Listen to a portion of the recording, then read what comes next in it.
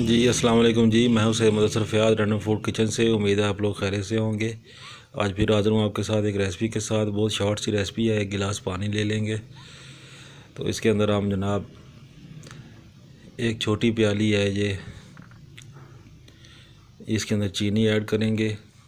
चीनी ऐड करने के बाद हमें इसके अंदर ऐड करेंगे जनाब 3 से 4 छोटी इलायचियाँ, ताकि अच्छी सी खुशबू आए। इसके अंदर गाजर का मुरब्बा तैयार कर रहे हैं, तो कोई इसमें रॉकेट साइंस नहीं है। बहुत ही आसान झटपट तैयार होने वाला ये मुरब्बा हम तैयार करेंगे, तो आपने मेरे साथ एंड तक बने रहना है। तो ये 3 से 4 गाजरें हैं, इस तरह आपने मोटी मोटी काट लेनी है। ये इसके अंदर शामिल कर देंगे। ये शामिल करने के बाद इसको अच्छी तरह गला लेंगे, और ताकि ये शीरा जमे ना, इसके अंदर हम एक अदद लीमू का रस शामिल करेंगे और इसको ढक के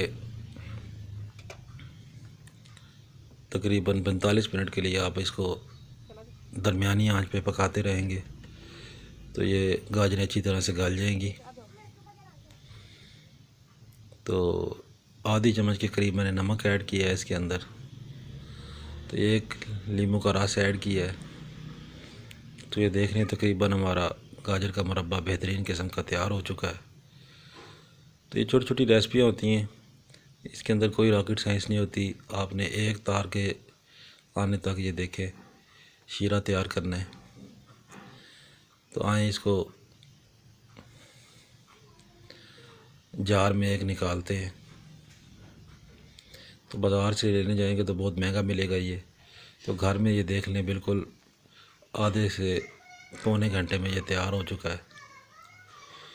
तो अगर आपने इसी तरीके से आप सेब का मुरब्बा भी डाल सकते हैं, उसकी भी रेसिपी मैं आपको लगा कर दिखाऊंगा।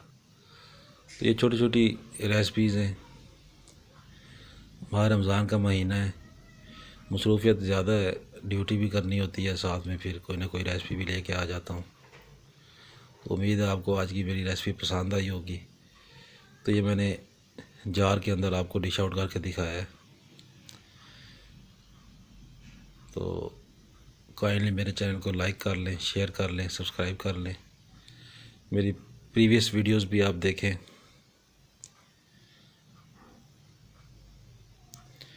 तो ये तकरीबन 1 माह तक, 1.5 माह तक आप इसको आराम से इस्तेमाल कर सकते हैं स्टोर करके, ये ख़राब नहीं होगा। जो हमने इसके अंदर लीमू का रस ऐड किया है ना, उसकी वजह से ये शीरा जमेगा भी नहीं। तो ये छोटी सी रेसिपी थी, उम्मीद है आपको पसंद आई होगी। काइंडली मेरे चैनल को सब्सक्राइब कर लें। बहुत शुक्रिया, थैंक यू जी, अल्लाह हाफिज़।